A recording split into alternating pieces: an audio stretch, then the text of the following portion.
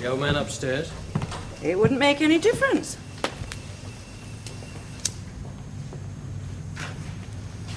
When?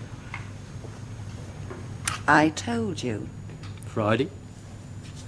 No. It's up to you. Whenever you want it. I don't. Liar. Go away, Tony. Thanks. I'll fix myself a drink, you don't mind? Well, would it matter if I did? Hazel, don't be like that.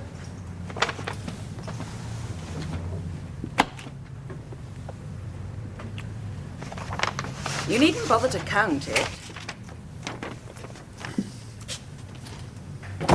It's all there. Afternoon, Mr. Strode. Nice to see you looking so well and prosperous. I'd be better and more prosperous without you around. Don't be like that, Mr. Strode. We like everyone to be happy, including our customers. That's what I want to talk to you about. Quite a few of us are unhappy, wondering if we're really covered. The message is not to worry. No. A club was set on fire last Sunday.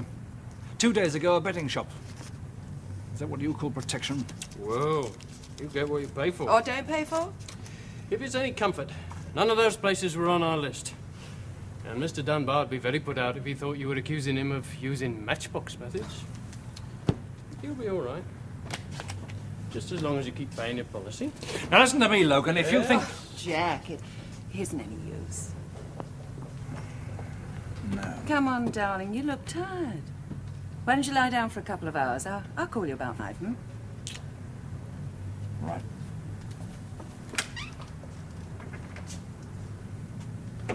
Well done. What? Getting rid of him.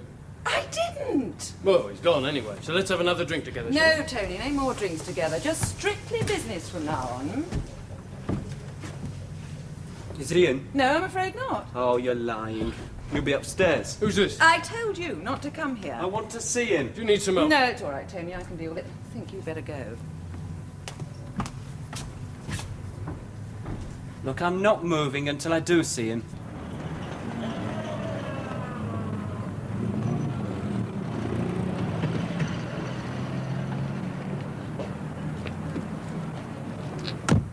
That's the lot.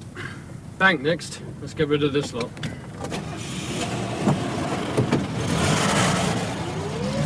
Look, you won't open it in any way. He isn't in. I wouldn't believe anything you say. All right. Frank! Yes? Oh, Frank, I'm sorry to interrupt the cleaning, but I wondered, could you resume as doorman for a moment? This boy is proving to be quite a problem.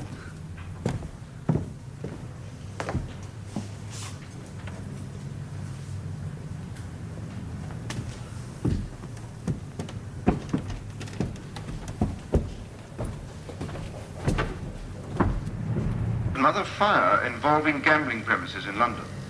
This time, a betting shop in Myers Road, Hammersmith, which blazed shortly after midnight last night. Despite the efforts of firemen, the betting shop and a number of adjoining offices and workshops were completely gutted. Several onlookers, including a Mr. Arthur Jones, who took these pictures with his cine camera, reported a series of explosions as the fire quickly gained a hold. Now, this bit, there, you see? Another one coming up.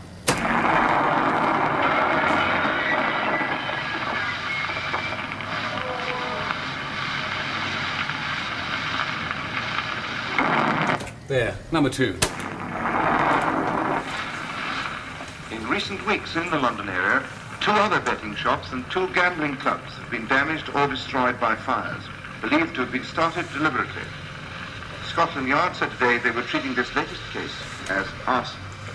Asked if the fires could have anything to do with protection rackets, a Yard spokesman said, "We can't comment on that, but the fires undoubtedly appear to be the work of the same person or persons." Stroke of luck, really, wasn't it, Jones? We borrowed this from the TV people to see if there was anything we could learn, and got rather more than we expected. Sharp of you to notice. Oh, not me. Divisional Officer Barrett. I'm sorry, nice work. Thanks. Nothing else you're going to want me for, is there? Not at the moment. Thank you very much for your help. I'll be in touch. Now, you're being rather stubborn, aren't you, Bach? Well, come on, you can hardly deny being in the vicinity. I've been here since 7 this morning. Questions, non-stop. Yeah, I know the feeling. I've just had a bumpy ride myself in the witness box at the Old Bailey. You haven't had 8 hours of it, though. All you have to do is tell us why and for whom. All right. Had something to eat yet? Didn't touch it. I have a bad ulcer. This has really got it going. Yeah, a lot of us have that. Would you like a glass of cold milk? Superintendent, you forget your milk and your sympathy. You're all wasting your time. I'm glad you're here, though. As a senior officer, I expect you to put an end to it. I'd like to do that. This is what you've got from him so far, isn't it? Sergeant Gilson's assumptions are utterly ridiculous. More than enough to warrant bringing him in. We'll see what a solicitor has to say about that. I'd have had one here by now, only I'm alone. You see, my mother died 3 months ago. That's why you got me. She'd have had a solicitor around here. Arthur Thomas Jones, age 43, unmarried, occupation van driver. I've been works for- through it all dozens of times. All right, well, let's just stick to the candid camera bit, shall we? You know, it's a funny thing about most fire raisers. They tend to get a bit carried away. Right. Can't help gloating. Take a weird sort of pride in their work. Mind you, making a film of the event and getting it shown on the telly. That's a new one. Took these pictures with his cine camera. You know, this piece of film says exactly the same to me as it says to Sergeant Gilson. Home. Whoever held that camera knew a great deal more than he should have done. Nonsense, I simply pointed it at the blaze. Except that you showed us a part of the building not yet ablaze. Here we come. Whoosh! An explosion. Very dramatic.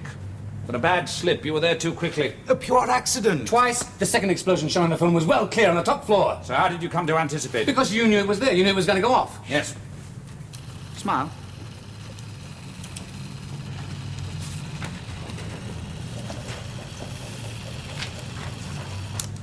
Been at it long. Home movies. Oh, no, only a short while. That's one of my hobbies too, mostly on holiday. But I've never had much luck shooting colour outside at night. The film's not fast enough. Look, are you going to let me go now? We'll take a short break. All right, take him down now. Give him something to eat. Drink a cold milk, anything he wants.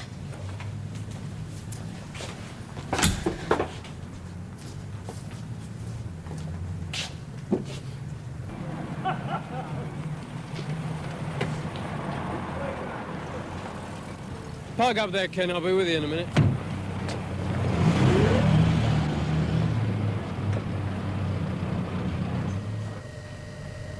Find anything else at his home? Turn the place over. Not a scrap. Well, if you filmed one fire, it's more than likely you filmed others. Well, that'd certainly be the clincher, but how can we tell? Check with the TV boys who processed this one. See which maker film he uses, then a quick trip to the maker's lab. What? Those labs handle thousands of films from all over the country. Yes, but if any of the developers remember a fire, all we need then is Jones's name in the firm's postal records.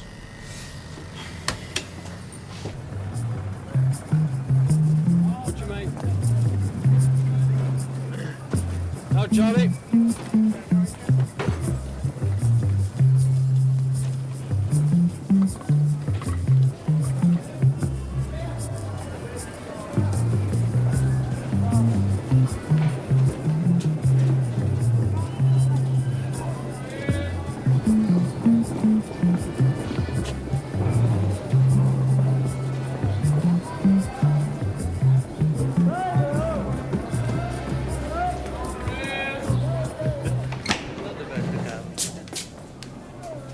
Did I have a good day?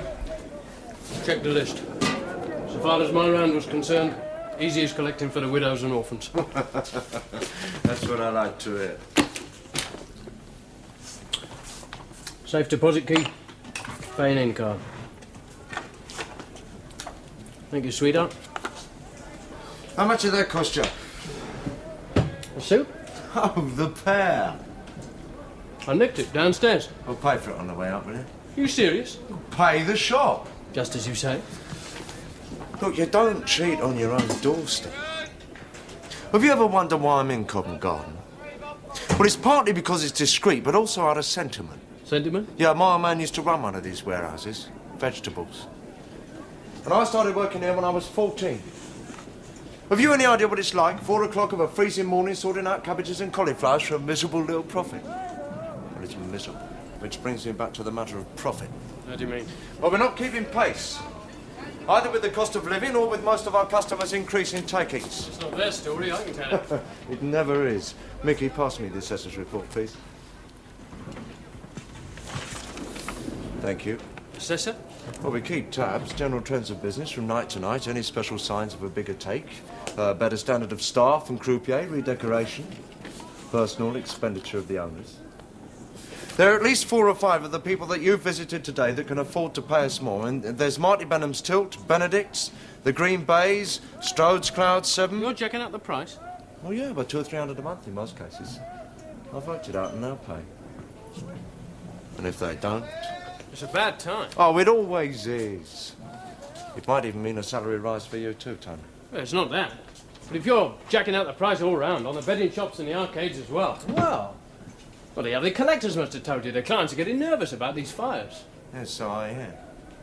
But they haven't happened to any of our places, have they? You try explaining that to them. Oh, don't look so worried. You don't have to. I'll be visiting them all personally. All right, the next time you call round, they may hate your guts a little more, but the new figures will have been agreed. All right. It won't be easy. I'd say the fires will be a help. I mean, if I was an owner, this would be a moment when I'd be just that much keener to pay for my protection.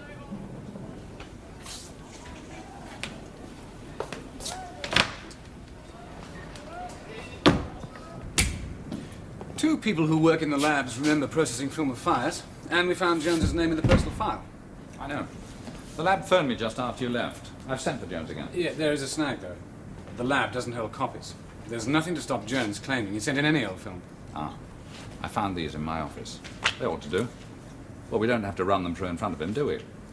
It's 2 reels of the Chelsea Flower Show. I got a bit carried away myself. Come in.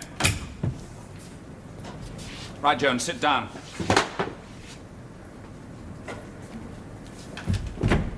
Let's do some real talking, shall we, about these? More of your bonfire movies.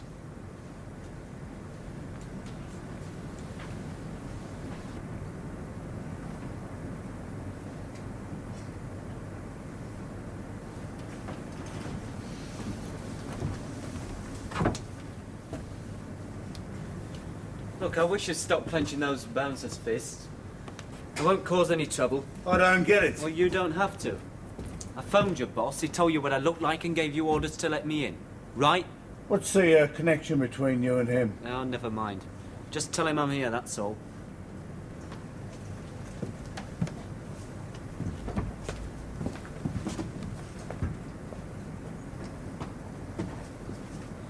I can see you had a good night then.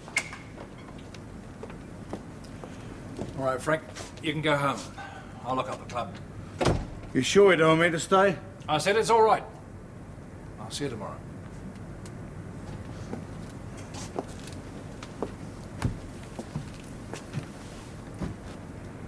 Well, Giles, what can I do for you this time?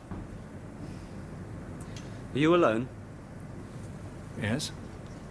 Well, mind if we go up to your office? This joint makes me want to puke. All right, but it's late. I'm tired. I'd like to get home. Yeah, it won't take long.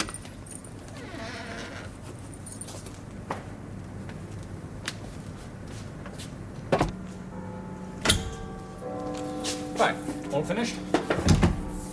Thank you. This is why you lit those fires. I signed it. I just want to lie down now. Because of your mother. I've explained it all. Wicked. Every penny we had, they took it. Her fault, but they took it. She went mad in her 60s at that. It's a sickness. A sickness and a sin. This gambling bug bit her. Never even used to do the pools before. And then horses, roulette, even one-armed bandits. Those legalized places should never have been allowed. The government had no sense at all. No more than my mother, who spent it all. She took it from me to give to the friends of Satan. And you decided to stoke up the flames a bit. Yes, to punish them. Right, take him down now. I think you better see a doctor as well. You don't mean an ordinary doctor, do you? I'm perfectly sane, you know. I feel better now I got it off my chest. Goes for everyone, Mr. Jones. Come in. Right. Another fire. Another gambling club. Where? Cloud 7, Holland Park. Been blazing 15 minutes, it's an inferno. And there's something else. Yeah. There was a fireman on a ladder to the top floor just before the flames reached there. Through one of the windows, he saw a man lying on the floor of an office. Couldn't get him up. No. There was an uprush of flame which badly injured the fireman and put him in hospital. But he had time to see that there was blood on the back of the man's head, and the office was in a shambles.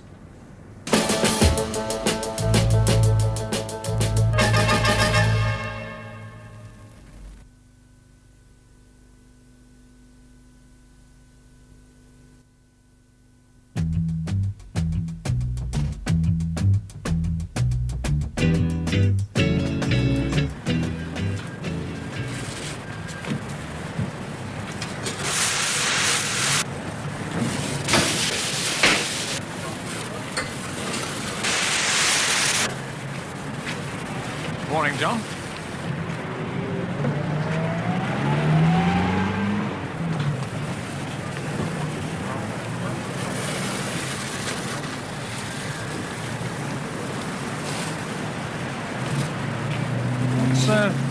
What's been going on then?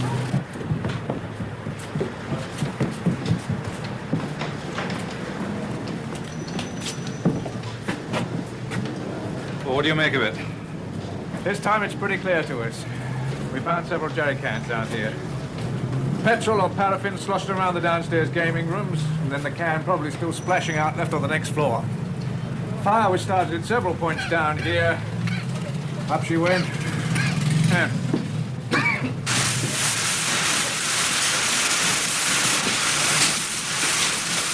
Come on,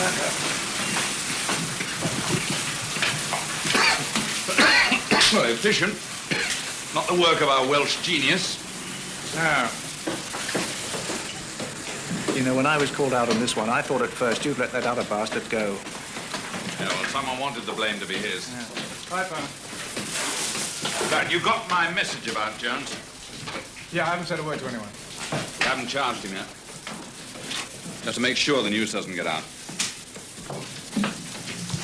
So, whoever did this feels pretty safe. At the moment. Right, let's have a look at the office. Where is it? Upstairs? Upstairs. What's that door?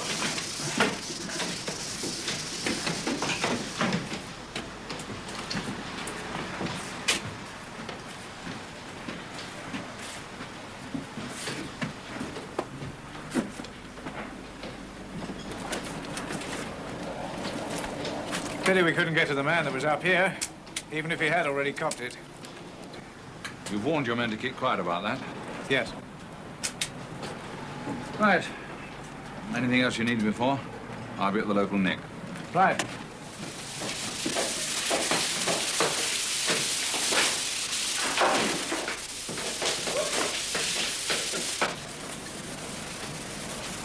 John, just a minute. I only want to talk to you.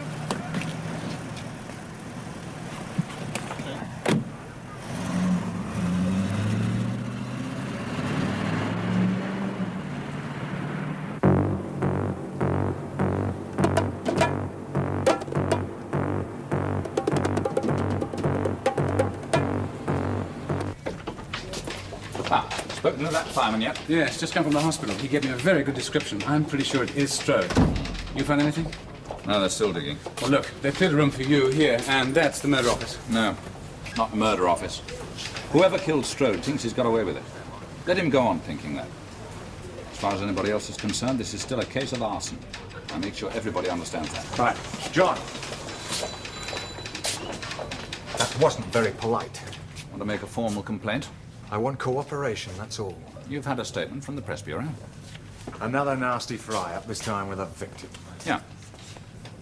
Shame about Jack Strode. I won 60 quid there once. We split a bottle of champagne. Nice bloke. It was him, wasn't it? We have reason to believe so. What else have you reason to believe? It's another case of arson. Oh, you can do better than that. Look, Phil. I helped you once because you did me a favor. That doesn't put me in your debt forever. Is this fire the same as the others or not? A man's been burnt to death. Or murdered? No comment. And perhaps you'll tell me if it's true you've already got a man at the yard being questioned. Look, I'm sure there must be a dozen men at the yard being questioned. If there's anything else, you'll get it with the others from the Press Bureau. Mr. Barkis is leaving now.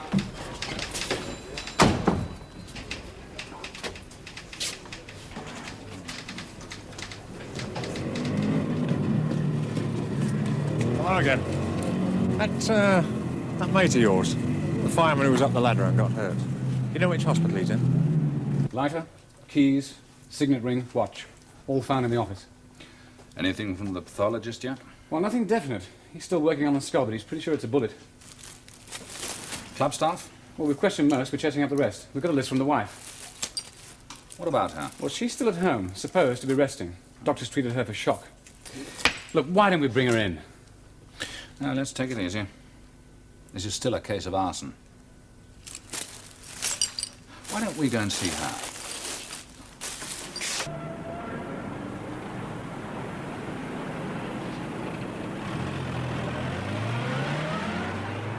So what the hell are you doing here? I came to offer my condolences. It was such a great shock to hear about it. Tragic. And you call that protection? Until last night, I haven't had one of my places done, nor any of my clients. Your places, your clients. Look, I know you're upset, but I thought we might talk. Talk about what?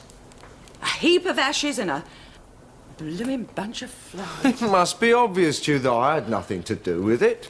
No. Or did you? Oh, you don't kill the goose. Kill? Now, who said anything about killing? No, I only meant No, what did you mean? whoever set fire to the club killed him. Then what do you want? Yes, it is quite a house, this. Oh, Jack was doing well. And I know how much you helped him. Yeah, there must be your cruiser out there, the Cloud 7. Well, with the insurance and everything, you'll be all right, won't you? Don't tell me you called to talk about my welfare. Oh, have you seen the police yet? At the fire. And what did you tell them? I was hardly in a fit state to talk. No, of course not. But when you do, I hope you'll use your brains and not mention our little arrangement. I mean, we don't want to stir things up now, do we? Jack's been dead a few hours and you have come to threaten me. Do I have to do a thing like that? No, I just think it best for everybody if that aspect doesn't enter into it. And I know my friend Jack would have agreed.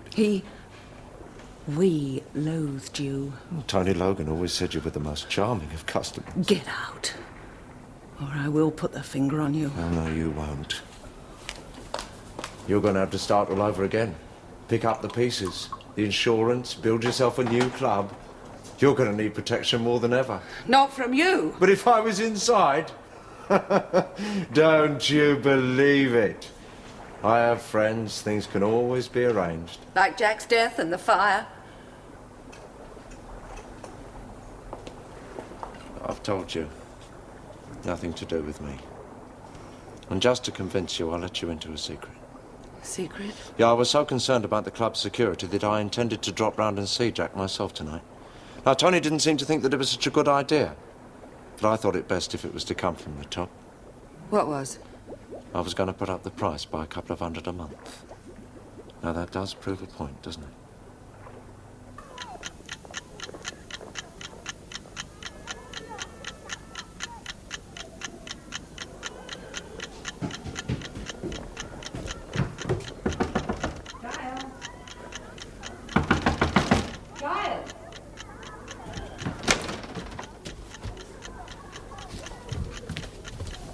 Giles.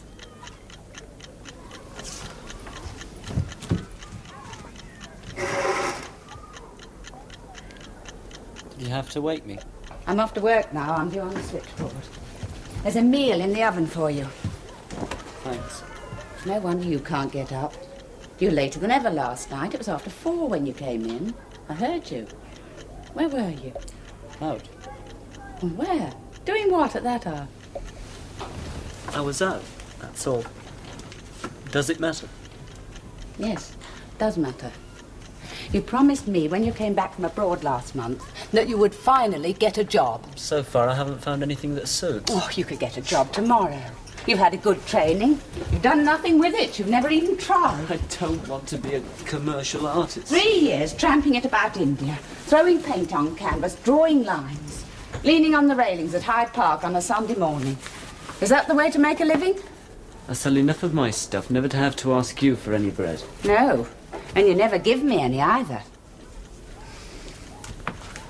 Look, I want you to have it.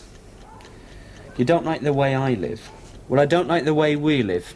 This district and these lousy rooms. But things will be different. Sooner than you think. What do you mean by that? I've been working on it. You wait.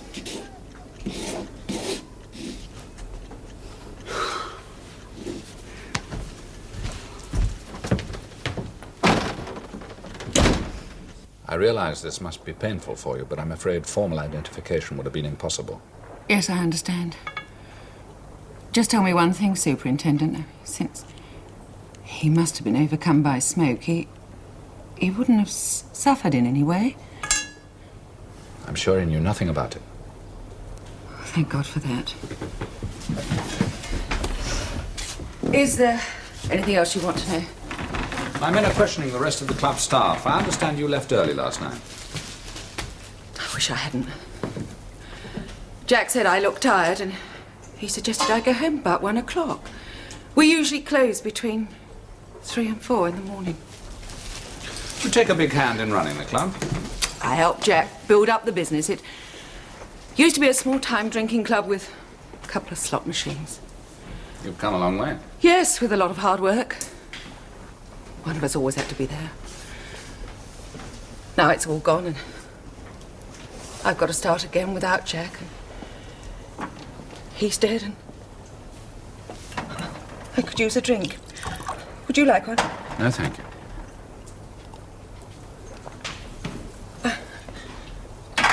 I'm sorry, it's just that my doctor's sedatives don't seem to be having any effect.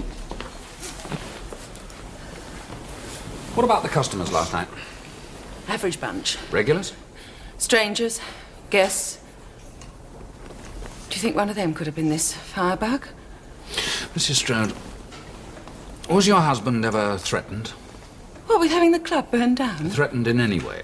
Well, you make a lot of enemies in the gambling world, especially among those losers. I don't just mean people who might have lost their shirts. Oh. Well, then do you think there's something more to Jack's death than the fire? Tell me, did the Cloud 7 pay protection money? I thought you might ask that. Well, did you? No, not that I know of. And you would know, wouldn't you? Since you run the place jointly. Superintendent, I know nothing about paying for protection. Absolutely nothing. Giles.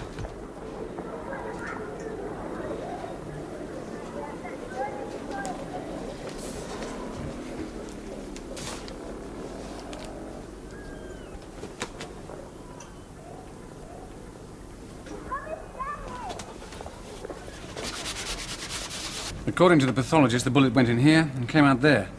Pity it didn't stay where it was. We'd have had some idea about the gun. And death would have been immediate. Well, 99% certainty. We did a dental check, too. This was definitely Strode. Right, anything else? Yes, there is.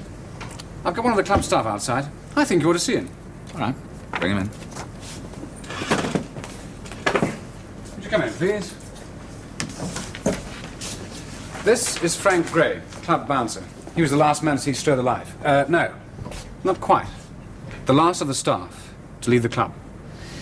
Now, Mr. Gray, would you tell the chief superintendent what you told me about Mr. Strode's late visitor? Yes, it was a risk I had to take. What did Hazel say? Now, don't worry. She won't mention a word about us. That's why I made it a personal call. She can see how hurt we'd all be if she told the police. I only hope that you were careful there. Careful?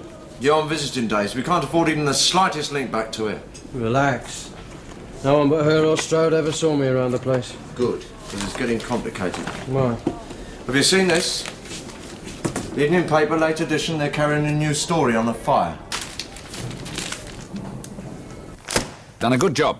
Screwed the whole bloody thing. I simply went to the hospital and talked to the fireman. Should have come to me first. I did. You gave me a flea in my ear. I had my reasons. You could have told me.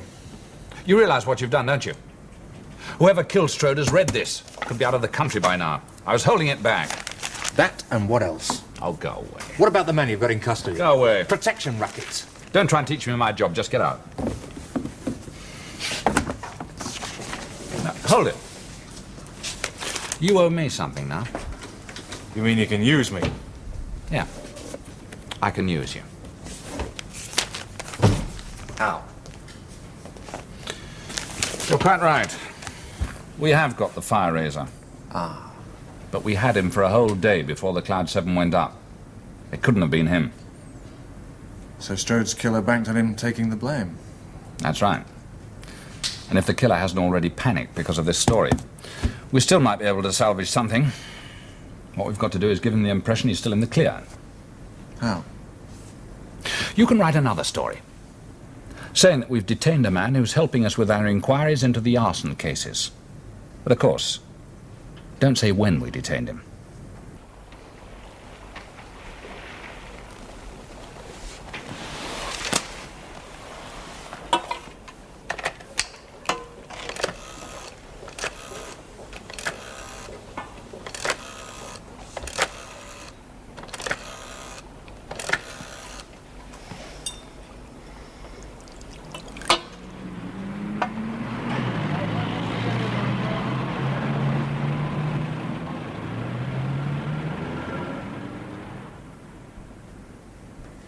Morning, Governor. That reporter's here again, Phil Barkis. What do you want this time? Pat on the back? Bring him in. Morning! Comfortable? Is that the way you wanted it? That's just the way we wanted it. Goody. It won't always be the way you want it. However, I didn't just call to have my head patted. No? It's rather more exalted journal.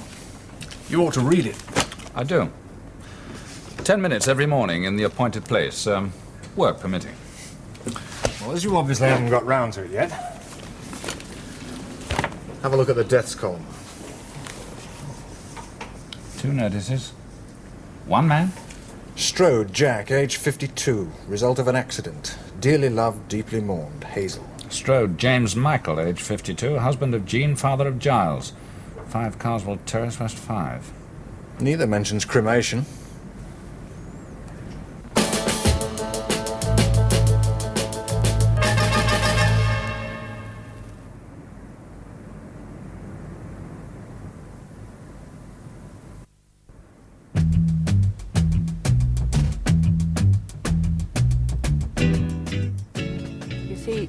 Superintendent, I was his real wife. We were never divorced. And Hazel Strode? Spears. Hazel Spears. She changed her name by deed poll. No doubt he arranged to leave her everything. I gather they lived quite grandly. You might call it that. Used to see in the first place we had. Tatty basement. Hardly room for a fruit machine, let alone a roulette table. It was me working myself to death and Hazel Spears queening it as the barmaid. And then I was ill because I couldn't stand the late hours, and she saw a chance. It was going on behind my back for over a year. And then one day he came home and simply announced that he was going to set up house with her. He brought me a bunch of flowers and a bottle of champagne to break the news. True gambler's touch. That was that. That was the last time you saw your husband? Yes. I've never seen him since. In this notice, you mention your son, Giles. Well, what about Giles? Did he ever see his father? Oh, never. He was a teenager when the break came, and anyway, he's been abroad for the past 3 years. You mean he's still abroad? Yes. You say you imagine your husband left everything to the other Mrs. Strode, nothing to you or your son? Well, I shouldn't imagine so. I mean, she was his de facto wife, wasn't she? I mean, if he made a will, I'd have to contest it. You've thought about the money, then? Do I have to be subjected to these sordid questions? Have you put her through it? Mrs. Strode, Perhaps she wanted him dead. Yeah? Fine. Yeah, I'll come out. You said your son was still abroad? Yes. Not true, is it? Come in. Giles Strode. Yes? You sent your men back to my flat. Naturally. I mean, it's your son Giles we really want to see, isn't it? Get the doorman in again, will you? I'm afraid I have to ask you to leave us for a few minutes. No, I want to stay. Look, I'm sorry. I have a right to stay with him. Don't worry. I'm okay. Take Mrs. Strode to the CID office, please. I hope it won't be for long.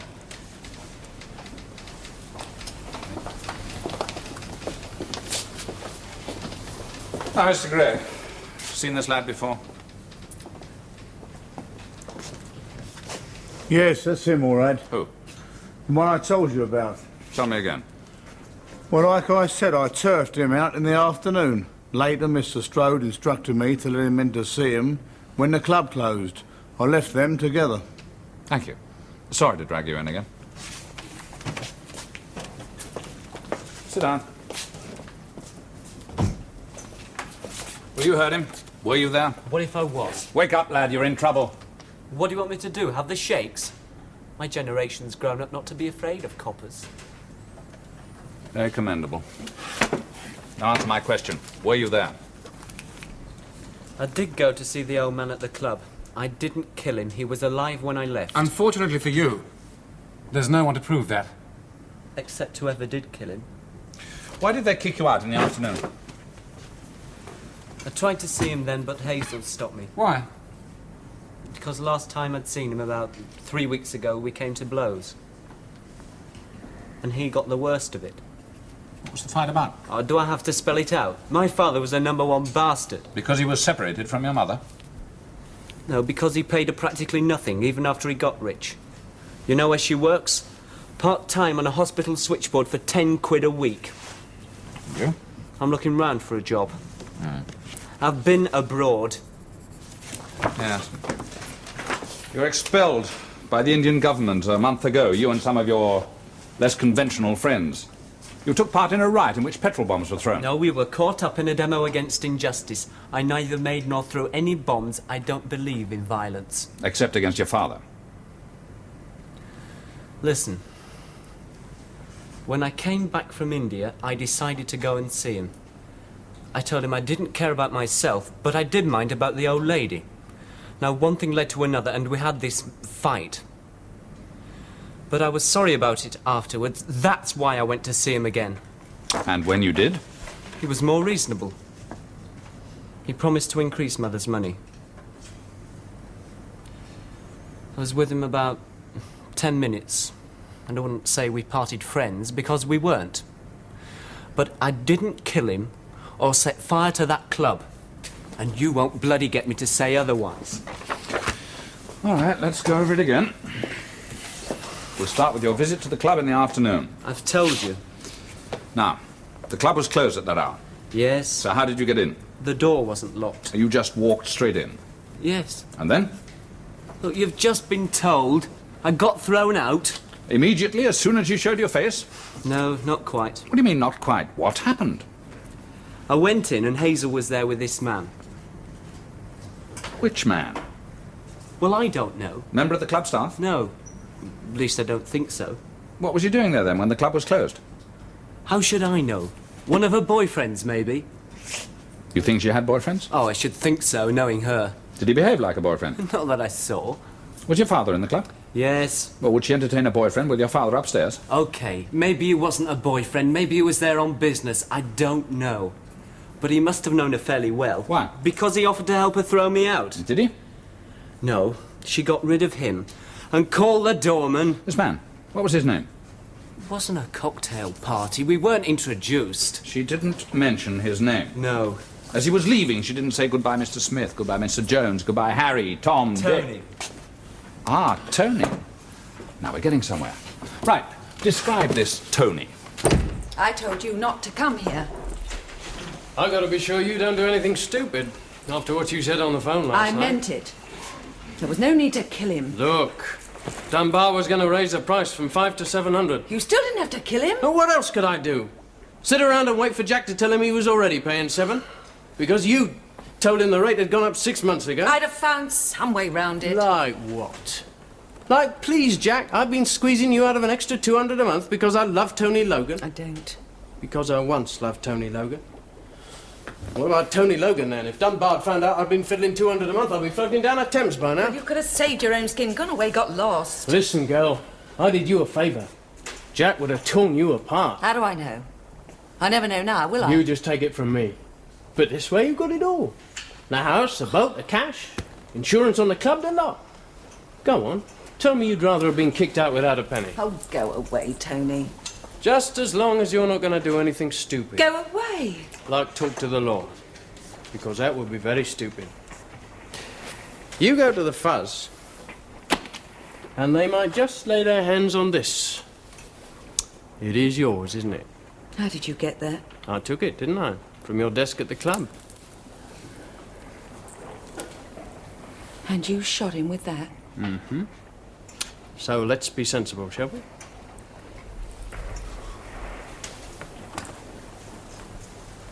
Ah, cheer up, girl. It'll work out. They picked up the firebug, they put the Cloud 7 down to him, then we're all in the clear. That's him. You sure? Certain. Tony Logan. Right. Bring him in. Find out who he's working for, what he's up to. Get a team on it. Right, come on. Please. Thank you. Well, Tony's worked for me for about 6 months. He's a first-class salesman. Selling what? Oh, all sorts of things, really. Consumer goods. You know he has 2 convictions. One for fraud, another for theft. No, I had no idea. Anyway, he's a bright, personable young man who's obviously now going straight. Is he?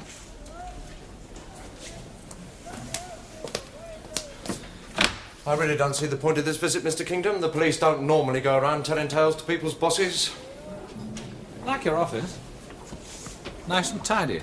You call yourself the London and Home Counties Trading Company. I expected to come in and find the place awash with merchandise. Hardly. This is simply the nerve centre. Ah, you keep all the goods down below. The goods? Whatever it is you sell. Veg, fruit, flowers, exotic oriental blooms. Nothing so romantic, Mr. Kingdom. You mustn't be deceived by my surroundings. Don't worry, Mr. Dunbar. I won't be deceived.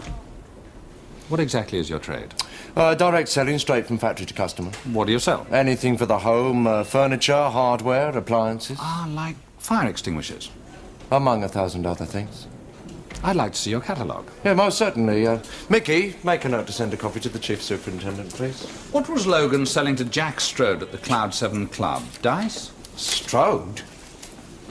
Oh, I don't know anybody of that name. Oh, he's not one of your customers? Oh, wait a minute. The Cloud 7. Surely that was, it was a gambling club that was burnt down and Strode was the poor chap who died. You make it sound very convincing. I beg your pardon. Your Mr. Logan was seen at the club on the afternoon before it burnt. Oh, no, don't ask me what could have taken him there to a place like that. You mean you've never heard of the protection business? Isn't that what you're in? Where's Logan now? Out on his rounds with your other salesman? I am a very busy man. I can give you Mr. Logan's home address. Mickey. Thank you. I'm sorry I can't be of any further assistance. Don't worry. I'm quite sure that sooner or later you will be assisting us.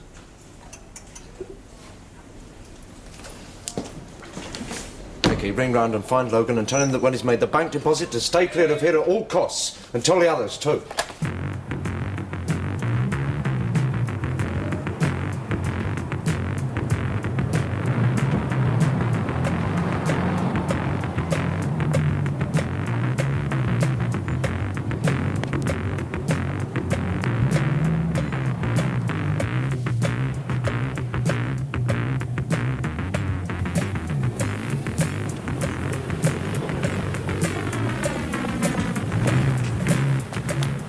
What do you mean he didn't bank it? All right. Now try his flat, but be quick, because you've got to get there before the police are after him. But I want him first. If he's not there, come straight to yourself and don't hang about. Police are onto me. Well, you can't stay here. I don't intend to. Then why did you come? I'm getting out of the country. There's 3,000 cash in that case. I need more. I haven't got any more. You've got a checkbook. You've got time to reach the bank. 10,000. What? That's right. And remember, I can implicate you in the murder right up to your pretty little neck. Just a phone call. That's all that's needed. Move. If he went into the bank, how the hell could he come out again without you seeing?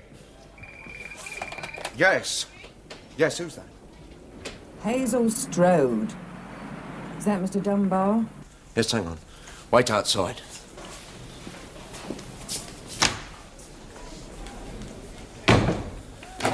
Yes, Mrs. Strode?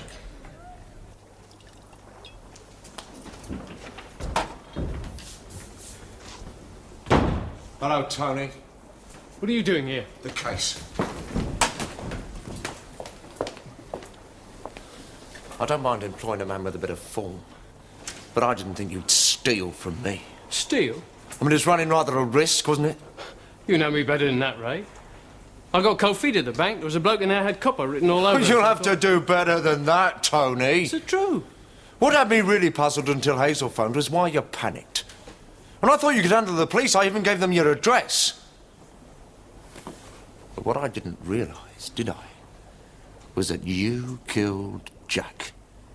Now you really are an embarrassment to me. All right. All right. Look, give us a break, Ray. You'll be quite safe. I'm getting out of the country.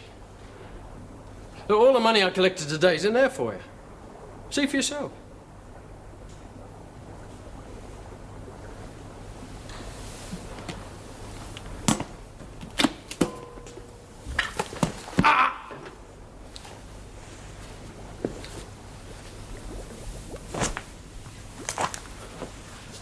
I'm sorry, Ray.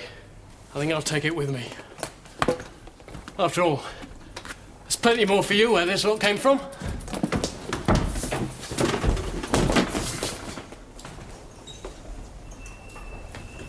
Give it to me. Now, come on, be sensible. Get back! Won't do you any good, you know. You shoot me, he shoots you. Never going that way. I've got men outside. Harper! Don't give me that out! All right, take him out. All right, come on. You get these two.